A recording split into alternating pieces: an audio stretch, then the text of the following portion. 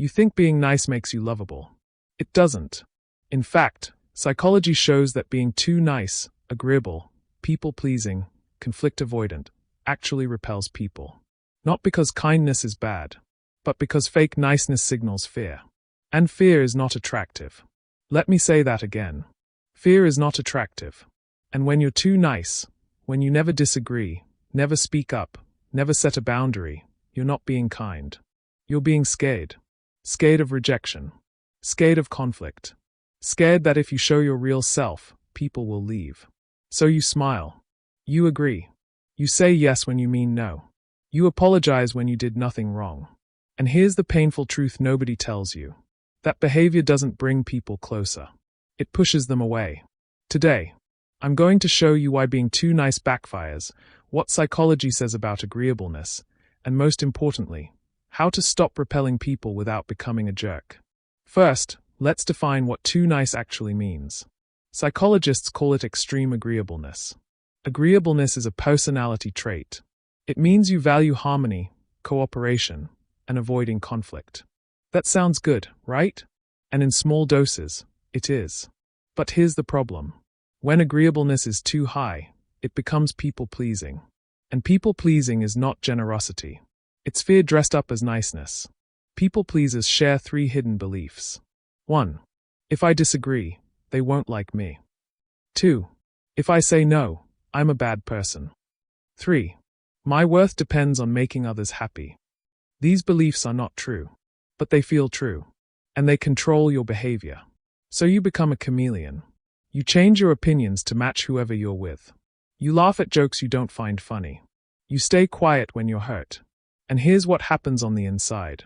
Resentment, exhaustion, and a quiet voice whispering, "Why does no one appreciate how nice I am?" Because niceness without boundaries isn't kindness. It's invisibility. Now let me tell you about someone I'll call Sarah. Sarah is 28. She's kind, thoughtful, and would do anything for her partner or friends. On paper, she's a dream. But Sarah has a pattern. Every relationship she's had ends the same way. The other person loses interest, pulls away, eventually leaves. And Sarah is always confused. But I was so nice to them, she says. I gave them everything. I never fought. I never asked for anything. That's exactly the problem. Sarah is too nice. She never disagrees, never states a need, never creates any friction.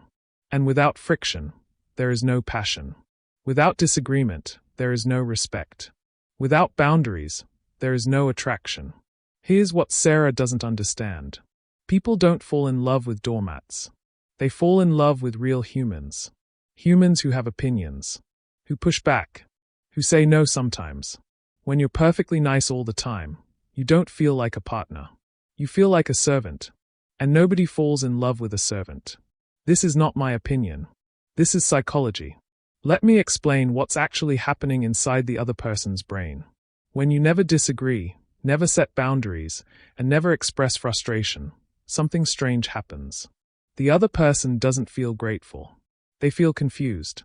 And eventually, they feel trapped. Because a relationship with a too nice person has no signals. No feedback. No reality. If you always say yes, how does anyone know what you actually want? If you never get upset, how does anyone know when they've hurt you? If you never push back, how does anyone know you're even there? This creates something psychologists call emotional ambiguity. The other person can't read you. So, they stop trying. And then they leave, not because you were mean, but because you were unknowable. Being too nice makes you invisible. And invisible people don't get loved. They get forgotten. Here's another layer. Being too nice often attracts the wrong people. People who are healthy, secure, and emotionally mature want a partner with boundaries. Someone who can say no. Someone who can handle disagreement without collapsing. Someone who is real. But when you're too nice, you don't attract healthy people. You attract takers. People who want someone they can control. Someone who will never push back. Someone who will give and never ask for anything in return. And then you wonder why you feel used. Why you feel exhausted. Why your relationships feel one-sided. Because they are one-sided. You built them that way. Not because you're bad. Because you were afraid. Afraid that saying no would make you unlovable. Afraid that setting a boundary would push them away. So you gave and gave and gave. And here's the worst part. The takers never leave. Why would they? You're free labor, free validation, free everything. But the people who could actually love you? They leave. Because they can't find you. You're buried under layers of niceness. Let that land for a moment.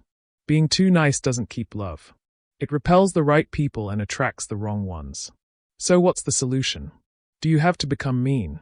Rude? Selfish? No. That's a false choice. The opposite of too nice is not jerk. The opposite of too nice is honest. And honesty is what we're going to talk about now. Here are 3 psychological shifts that will change how people see you, without becoming someone you hate. Shift number 1. Replace niceness with kindness. This is the most important distinction you'll hear today. Niceness and kindness are not the same thing. Niceness is performative. It says, I want you to like me. Kindness is genuine. It says, I want to help, even if it's uncomfortable. A nice person agrees with everything. A kind person tells you when you're wrong, because they respect you enough to be honest. A nice person avoids conflict. A kind person addresses problems before they fester. A nice person says yes when they mean no. A kind person says no clearly, so resentment never builds. Stop being nice. Start being kind. The world doesn't need more niceness. It needs more honesty with heart. Shift number 2. Practice micro-disagreements. If you're terrified of conflict, you don't need to start a fight. You just need to practice tiny disagreements. Next time someone says, I love that movie, and you didn't, say it wasn't really for me. That's it. No argument.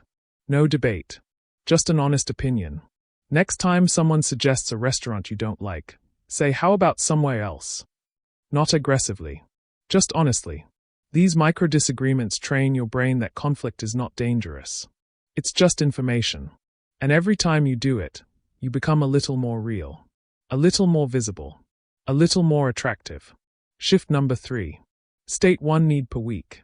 People pleasers have a hard time asking for anything. So start small. Once a week, state 1 need. Just 1. I need to leave by 9. I need some quiet time tonight. I need you to listen right now, not fix anything. Say it calmly. No apology. No over-explanation. At first, it will feel terrifying. You'll feel selfish. You'll want to take it back. Don't. Because here's what will happen. Nothing bad. The world won't end. People won't leave. In fact, they might even respect you more. Why? Because stating needs is what real humans do. And real humans are the ones people fall in love with. Let me tell you a secret that changed my own life. I used to be the nicest person in every room. I never disagreed. I never wanted to bother anyone. I thought being nice was my best quality. But I was exhausted. And secretly, I was angry. Angry that no one appreciated me. Angry that I gave so much and got so little. Then someone told me something I'll never forget. Your niceness is a cage. You built it yourself. And you have the key. They were right. I started small. I said no to one thing. I disagreed with one opinion. I stated one need. And nothing bad happened. People didn't hate me. They didn't leave. Some of them actually seemed to like me more. Because I wasn't a blurry reflection of them anymore. I was me. Flawed, real, sometimes uncomfortable me. And that version of me? She was finally worth loving. So here's my question for you. Are you ready to stop being nice? Not mean. Not cruel. But real. Because your relationships are waiting for the real you. The one who says no. Who disagrees. Who asks for what they need. That version of you isn't selfish. That version of you is honest. And honesty is the foundation of every healthy relationship. Before we end, let me warn you about something. When you start setting boundaries, some people will be uncomfortable. The takers especially. They are used to your niceness. They are used to you saying yes. When you start saying no, they might get angry. They might call you selfish. They might say you've changed. Let them. Those people were not in your life because they loved you. They were in your life because you served them. When you stop serving, they stop staying. That's not a loss. That's a revelation. The right people, the healthy ones, will celebrate your boundaries. They'll respect your no. They'll lean in when you become more real. So don't let a few uncomfortable reactions pull you back into the cage. Keep going. Here's what I want you to do after this video ends. Pick one person, one situation, and try one micro disagreement. Just one. I actually see it differently. I'm not available for that. I need to change the plan. Say it. Feel the fear. And do it anyway. That one small act is the beginning of leaving behind the cage of niceness. It's the beginning of being real. And being real is the most attractive thing in the world. If this video hit home for you, do two things. First, subscribe to Selfuna. This channel is about practical psychology for real life, not perfect people pretending to have it all together. Second, comment one word, real. That's your commitment to stop being nice and start being honest. And if you haven't watched the first video yet, it's linked right here. It's called The Scarcity Trap, about why waiting to be ready kills your love life. Watch that one next. They work together. Until next time, stop being nice. Start being real. And watch who stays. I'll see you in the next one.